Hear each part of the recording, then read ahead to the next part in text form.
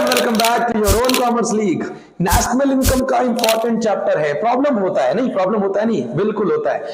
इसके आज हम लोग पीवाईक्यू से रिलेटेड सभी क्वेश्चन, जितने भी थ्योरी पोर्शन है वो आज हम फिनिश करेंगे। और हाँ, इसके कुछ एग्रीगेट्स भी होते हैं, वो भी खत्म करेंगे। आप लोग नोट जरूर बनाते रहना, शॉर्ट नोट्स, ताकि आपको ज्यादा समझ में आए। और वीडियो पूरी देखनी है, ठीक है? चलो मैं शुरू करता हूं। तो बच्चों, नेशनल इनकम को सबसे पहले हम समझते हैं। नेशनल इनकम क्या चीज है, जल्दी से आओ। देखो, नेशनल इनकम देश की, हमारे राष्ट्र की टोटल राष्ट्रीय आय होती है। अगर हम हिंदी में कहें तो नेशनल इनकम का बेसिक मतलब क्या है? देखो, नेशनल इनकम इज द सम, पहली बात ध्यान रखो, सम। उसके बाद total of all factor income, ये भी इंपॉर्टेंट है, ये भी अंडरलाइन करेंगे। आपको सब नहीं लिखना, आप जो नोट्स बना रहे हो उसमें सम फैक्टर इनकम अर्न्ड, क्या हुआ? अर्न्ड बाय नॉर्मल रेजिडेंट, ठीक है? ये भी इंपॉर्टेंट है, इसे भी अंडरलाइन करो। Normal resident during an accounting year. Clear हो गई बात? अब मैं इसको जरा समझाता हूं आपको, इसको लिख लो, ठीक है? स्क्रीनशॉट भी ले सकते हो। फैक्टर इनकम इंपॉर्टेंट है, सम इंपॉर्टेंट है, नॉर्मल रेजिडेंट। अब देखो, नेशनल इनकम का मतलब है कि टोटल इस देश के जितने भी नॉर्मल रेजिडेंट हैं, उनके द्वारा जितनी फैक्टर इनकम को अर्न किया जा रहा है, फैक्टर इनकम को अर्न किया जा रहा है, उन सबको ऐड करेंगे तो क्या बन जाएगी? National income. नेशनल इनकम को हम इस तरीके से डिनोट करते हैं, एनएनपीएफसी। ये अभी कुछ ही देर में आपको समझ में आ जाएगा ये मैं एनएनपीएफसी क्या कह रहा हूं, ठीक है? इसको इस तरह डिनोट करते हैं। अब मेरी बात समझो, यहां पे दो चीजें आई है, एक आई फैक्टर इनकम और दूसरी कौन सी आई? Normal resident. तो चलो ये टी बनाते हैं, पर हमको तो पता है कॉमर्शियल है, हमें सब आता है। Normal resident, normal resident. बेटा, एग्जाम के लिए जितनी जल्दी रिवीजन हो जाए और नोट्स बनाते रहना। मैं बार बार कह रहा हूं, फैक्टर इनकम और नॉर्मल रेजिडेंट। फैक्टर इनकम कौन सी इनकम होती है बेटा? Factor income excuse me, factor income वो इनकम होती है जो आपके फैक्टर सर्विसेज को देने के बाद मिलती है। देखो, हम लोग टू सेक्टर मॉडल में है। टू सेक्टर मॉडल के अंदर कौन होता है? यहां होते हैं हमारे प्रोड्यूसर ऑब्वियसली, और यहां कौन होते हैं? हमारे हाउस होल्ड, ठीक है? अब ये जो प्रोड्यूसर है, ये इनसे कुछ लेते हैं और बदले में हाउस होल्ड इनसे कुछ लेता है। तो प्रोड्यूसर सबसे पहले इनसे क्या लेते हैं? फैक्टर सर्विसेज लेते हैं। क्या बोला? Factor services. तो हाउस होल्ड इनको फैक्टर सर्विसेज देता है। किस रूप में? पहले दिया लैंड, उसके बाद लेबर, उसके बाद कैपिटल, एंड ऑफ कोर्स थोड़ा ड्रॉ करते हैं यहां पे एंटरप्रेन्योर, ठीक है? लैंड जब ये हाउस होल्ड इन प्रोड्यूसर को देता है तो बदले में ये लोग क्या देते हैं? ये लोग देते हैं रेंट। यही है फैक्टर इनकम की बात, ठीक है? क्योंकि फैक्टर इनकम को वही इनकम कहते हैं जहां पे कुछ आप फैक्टर सर्विसेज दो, बदले में जो आपको मिलेगा that will be factor income. बोलो हाँ। अच्छा, लेबर दोगे, आप जब लेबर की तरह काम करोगे तो आपको क्या मिलेगा? वैसे इसको हम लोग इकोनॉमिक्स में कंपनसेशन ऑफ एम्प्लॉय कहते हैं। क्या कहते हैं बताओ? Compensation of employ. इसको वेजेस भी कहते हैं, ठीक? कैपिटल, जब भी हम कैपिटल देंगे, जब भी हम कुछ पैसे देंगे, लोन के रूप में देंगे, तो हमें क्या मिलेगा बेटो? हमें मिलेगा इंटरेस्ट, ठीक है? तो 1 2 3 ये इनकम फैक्टर इनकम हुई। चौथी, जब मैं अपने एंटरप्रेन्योर स्किल का इस्तेमाल करूंगा यूनिट्स को प्रोड्यूस करने के लिए, तो मुझे क्या मिलेगा? मुझे मिलेगा प्रॉफिट। ये ही 4 इनकम है जो हम लोग कंसीडर करते हैं जब हम नेशनल इनकम को कैलकुलेट करते हैं। बात समझ में आ गई? बहुत सही। इन्हीं चारों को हम लोग फैक्टर इनकम किसके द्वारा कमाया हुआ? नॉर्मल रेजिडेंट के द्वारा कमाया हुआ। नॉर्मल रेजिडेंट और सिटीजन में अंतर होता है, डिफरेंस होता है। सबसे पहले समझो नॉर्मल रेजिडेंट क्या है। देखो, नॉर्मल रेजिडेंट जिसको ही बनना है उसको ये 2 कैटेगरी पास करनी पड़ेगी। पहली कैटेगरी क्या? कोई भी व्यक्ति इस देश के अंदर, सपोज करो कि इंडिया में कोई व्यक्ति फॉर मोर देन 1 ईयर रह गया है। कितना? फॉर मोर देन 1 ईयर, 1 साल से ज्यादा समय वो भारत में रह गया, तो उसको नॉर्मल रेजिडेंट माना जाता है, ठीक है? दूसरा, उसका इकोनॉमिक इंटरेस्ट इसी देश में होना चाहिए। या मैं कहूं कि नॉर्मल रेजिडेंट, अगर मैं भारत की बात करूं, अपने देश की बात करूं, तो इकोनॉमिक इंटरेस्ट का मतलब क्या हुआ कि अगर कोई व्यक्ति मान लो प्रोडक्शन भी यहां कर रहा है, कोई प्रोडक्शन कर रहा है फॉर्म के रूप में, या फिर हम दूसरा कंजम्पशन कर रहा है, वो यहां कंजम्पशन कर रहा है, ठीक है, या फिर वो अपने पैसे का इस्तेमाल इन्वेस्टमेंट के लिए कर रहा है, पर वो कर भारत में ही रहा है, तो अगर ये तीनों कंडीशन को पास हो रहा है और या वो 1 साल से ज्यादा समय यहां रह गया, तो उसको क्या माना जाएगा? Normal resident. क्लियर हो गई बात?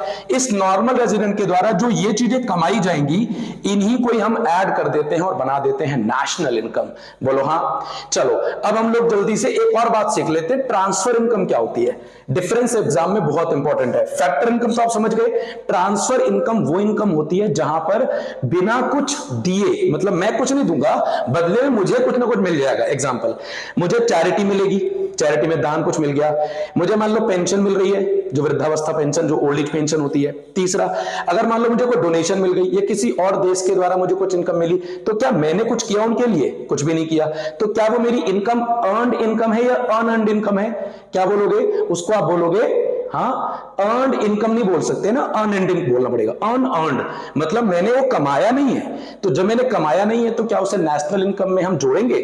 बिल्कुल नहीं जोड़ेंगे। इसलिए नेशनल इनकम में केवल और केवल इस फैक्टर इनकम को ही जोड़ने का काम होता है।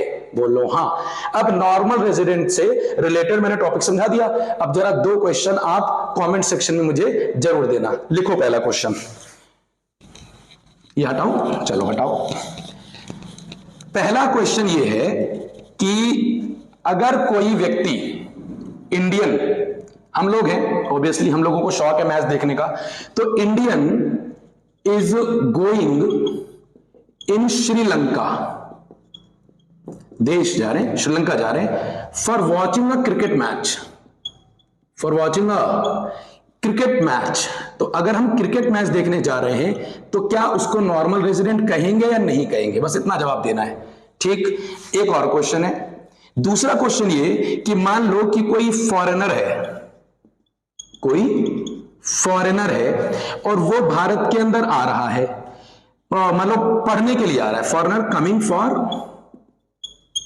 Coming for study. So domestic income क्या होता है? अब देखो, नेशनल इनकम तो आपने कवर कर दी, दूसरी है डोमेस्टिक इनकम। ये भी इंपॉर्टेंट कॉन्सेप्ट है। डोमेस्टिक इनकम का बेसिक मतलब क्या होता है, समझना मेरी बात को।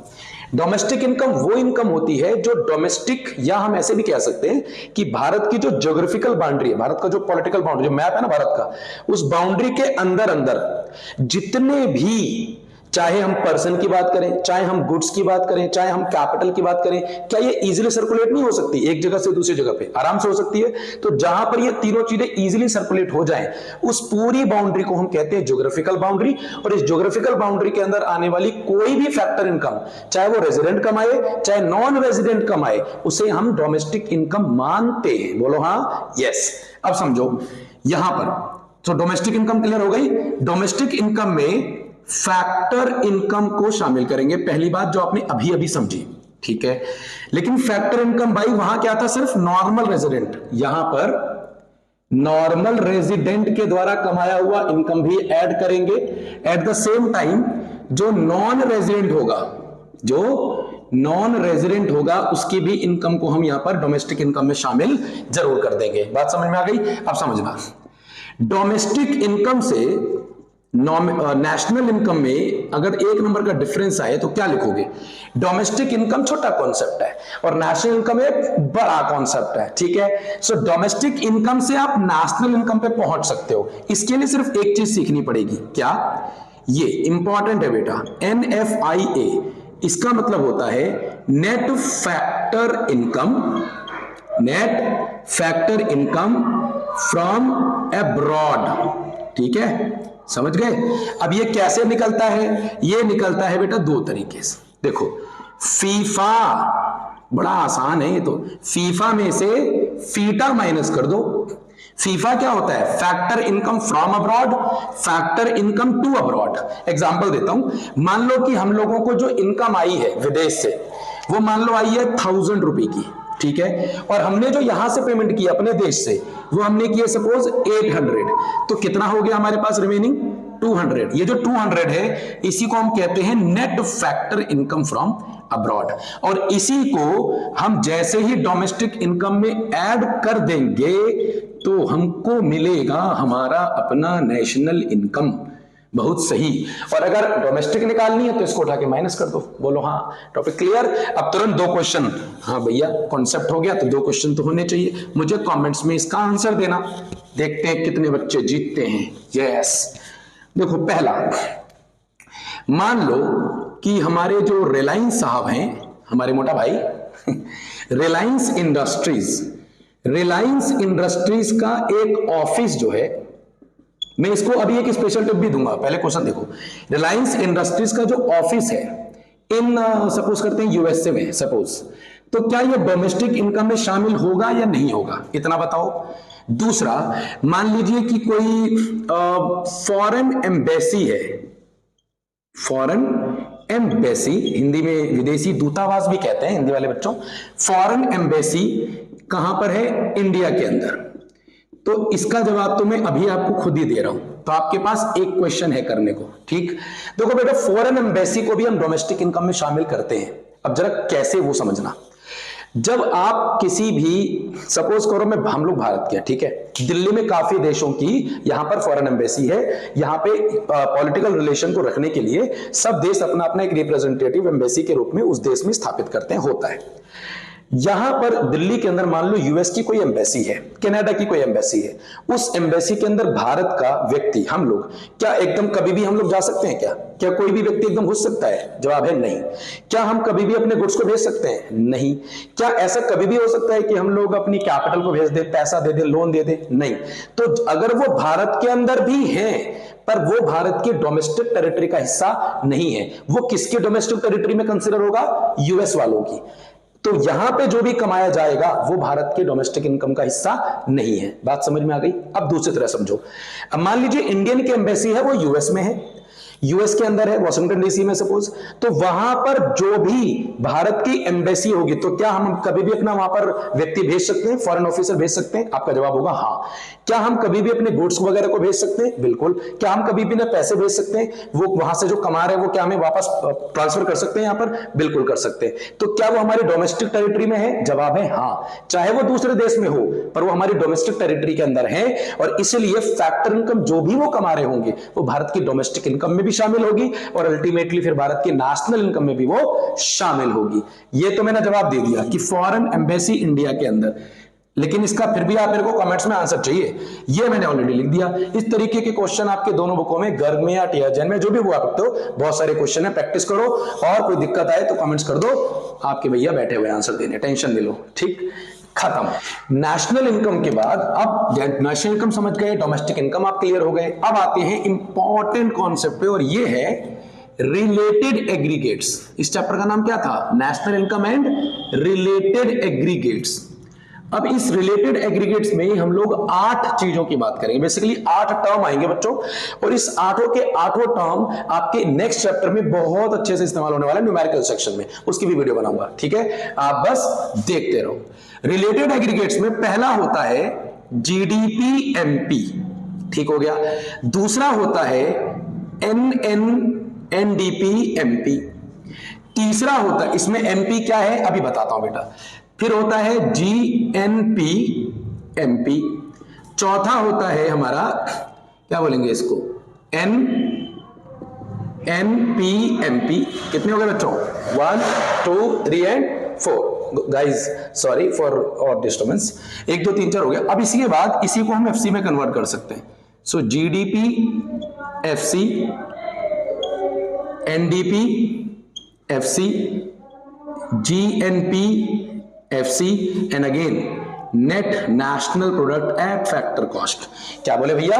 हाँ, एमपी का मतलब होता है बेटा मार्केट प्राइस पर जिसकी हम वैल्यू मेजर कर सकते हैं, और एफसी का मतलब होता है जिसे हम मार्केट वैल्यू पे कंसीडर नहीं करते, बेसिकली फैक्टर कॉस्ट पे कहते हैं, उसका रियल कॉस्ट क्या है। समझ आ गई नहीं? आगे ठीक हो गया। अब समझो जरा, ये क्या है बेटा?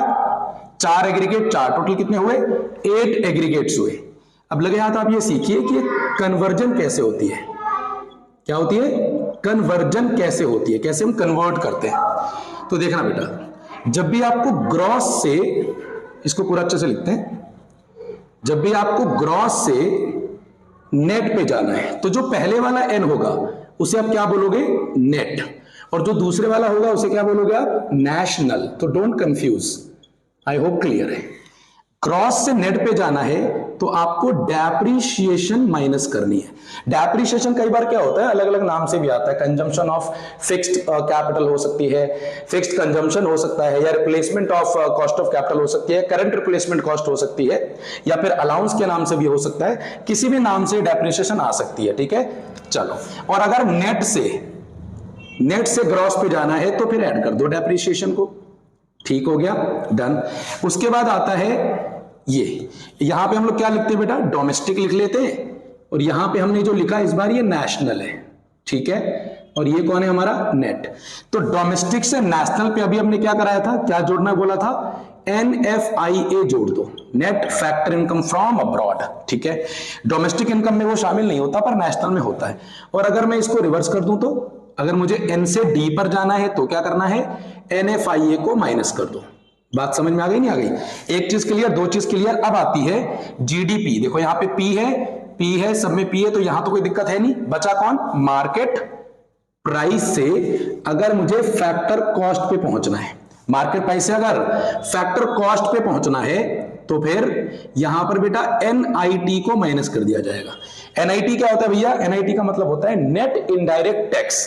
अब NIT कैसे कैलकुलेट होता है वो देखो, NIT कैलकुलेट होता है जो इनडायरेक्ट टैक्स होता है बच्चों, उस इनडायरेक्ट टैक्स में से सब्सिडी को माइनस कर दिया जाए, जो कि भारत सरकार सोशल वेलफेयर को ध्यान में रखते हुए इकोनॉमी के अंदर देती है, ठीक। और अगर आपको फैक्टर कॉस्ट से मार्केट प्राइस पर जाना है तो इसी को क्या कर दो, प्लस कर दो। ये हो गया आपका बेटा पूरा रिलेटेड एग्रीगेट्स। और इससे रिलेटेड एक क्वेश्चन करते हैं, ठीक है।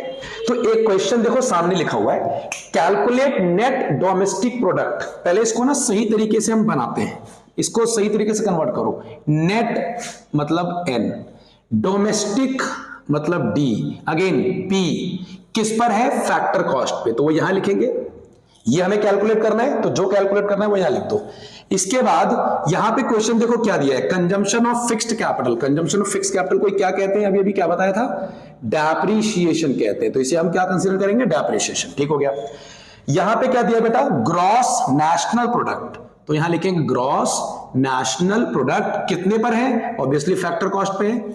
अब हमको यहां से यहां पहुंचना है, कैसे, ग्रॉस से नेट पे जाने के लिए अभी क्या बताया था, डेप्रिसिएशन को माइनस करो, ये हमने कर दिया डेप्रिसिएशन माइनस।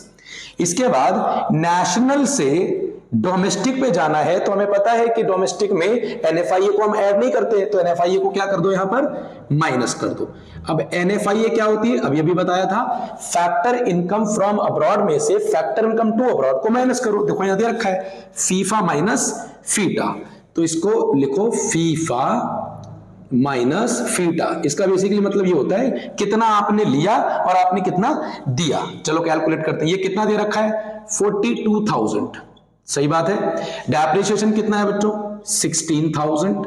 अगेन इसको अलग से करो, फीफा कितना क्वेश्चन में गिवन है, 600, ये कितना गिवन है, 400। तो अब देखो 42,000 में से 16 गया, कितना बचा, ये बचा 26,000, ये लगा माइनस 6 में से 4 गया, कितना बचा 200। तो 26,000 में से 200 माइनस करेंगे कितना आएगा, 25,800। ये क्या निकल गया, ये निकल गया आपका net domestic product at factor cost. समझ में आया बात, बहुत बढ़िया। अब आप प्रैक्टिस करो और कमेंट सेक्शन में अगर कोई प्रॉब्लम हो तो तुरंत बताओ, ठीक है। सो बच्चों 2 डिफरेंसेस और है, ये इंपॉर्टेंट कॉन्सेप्ट है, 1 या 2 नंबर में और कई बार ये 3 नंबर में क्वेश्चन पूछा जाता है।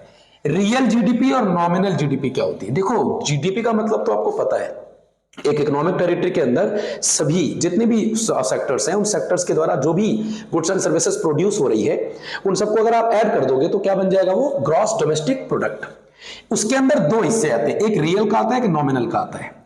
देखो रियल जीडीपी उस जीडीपी को कहते हैं जहां पर हम लोग बेस ईयर प्राइस को ही कंसीडर करते हैं। इसका क्या मतलब हुआ, इसका मतलब हुआ मान लीजिए कि एक इकोनॉमी के अंदर 100 क्वांटिटी या 100 यूनिट कुछ प्रोड्यूस हुई है, ठीक है, और उसका जो ओरिजिनल प्राइस है, सपोज करो हम लोग 2010 का लेना चाहते हैं, तो अगर मैं मान लेता हूं 2010 का भी क्या, 2000 करंट ले लो, 2024 मान लो इसका करंट ईयर जो प्राइस चल रहा है मान लो 15 चल रहा है, तो कितने की जीडीपी हुई, 1500 की। बात समझ में आई। लेकिन जब ये प्रोड्यूस हो गई है तब इसकी मार्केट में वैल्यू चेंज हो गई। क्या हुई, मार्केट में वैल्यू चेंज हो गई। तो आउटपुट तो 100 ही है, लेकिन ये चेंज मान लो हो गई 17। क्या हो गई, 17। तो ये कितना हो गया, 1700। अब ये वाली जो जीडीपी है ना, इसे हम कहते हैं नॉमिनल जीडीपी। किसे कहते हैं, नॉमिनल जीडीपी। क्योंकि रियल जीडीपी में प्राइस जो है वो कांस्टेंट रहता है। P1 मतलब क्या हुआ, P1 बराबर कांस्टेंट, मतलब कि रियल जीडीपी के अंदर प्राइस को चेंज करके या मार्केट प्राइस को चेंज करके जीडीपी को नहीं बढ़ाया जा सकता, ठीक।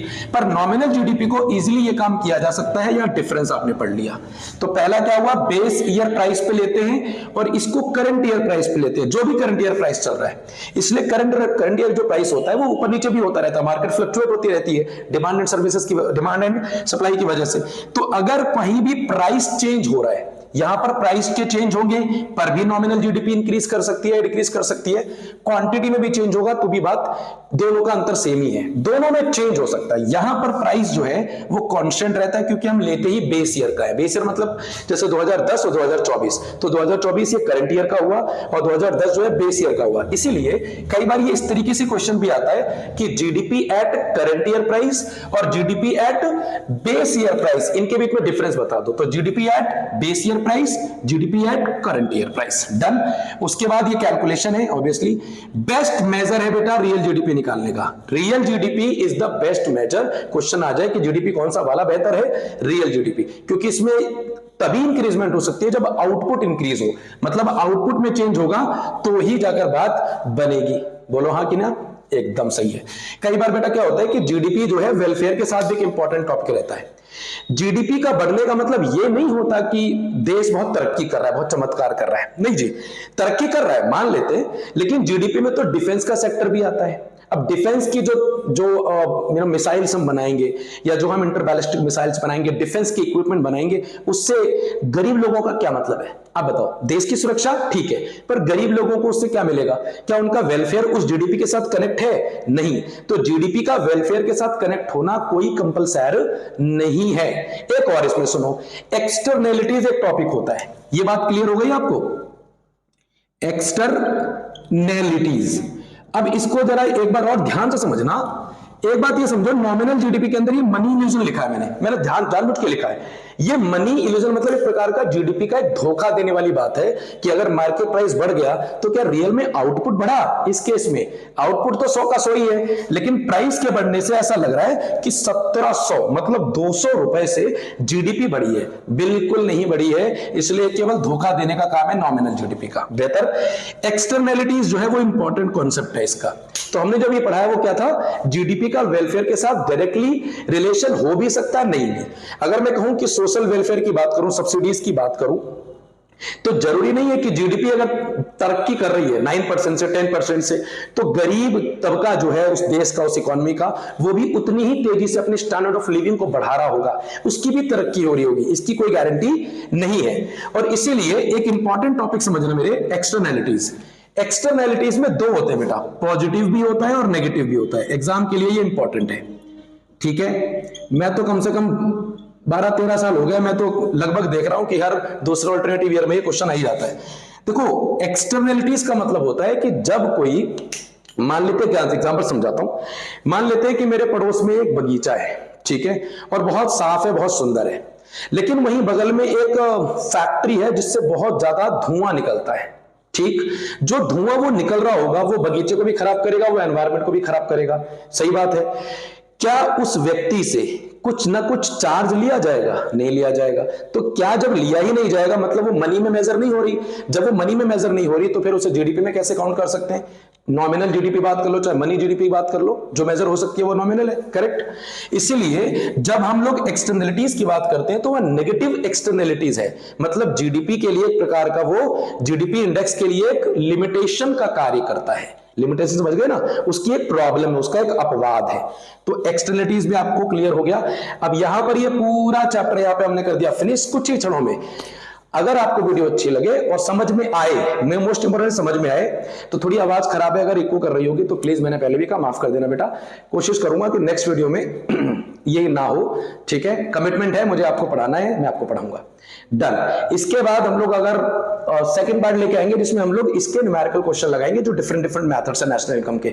अगर आपको वीडियो अच्छी लगे तो वीडियो को लाइक करके शेयर करो अपने दोस्तों के बीच में, ताकि उनका भी एडवांटेज बेनिफिट हो जाए। और शेयर करिए, कमेंट्स करिए अपने प्यारे प्यारे, जो क्वेश्चन आपको दिए डेफिनेटली वो तो चाहिए ही चाहिए, ठीक है। और अगर कोई और प्रॉब्लम आए तो भी मुझे कमेंट्स कर सकते हो। अगर नए हो चैनल पे तो सब्सक्राइब कर दो। मैं मिलता हूं आपसे कल वीडियो में।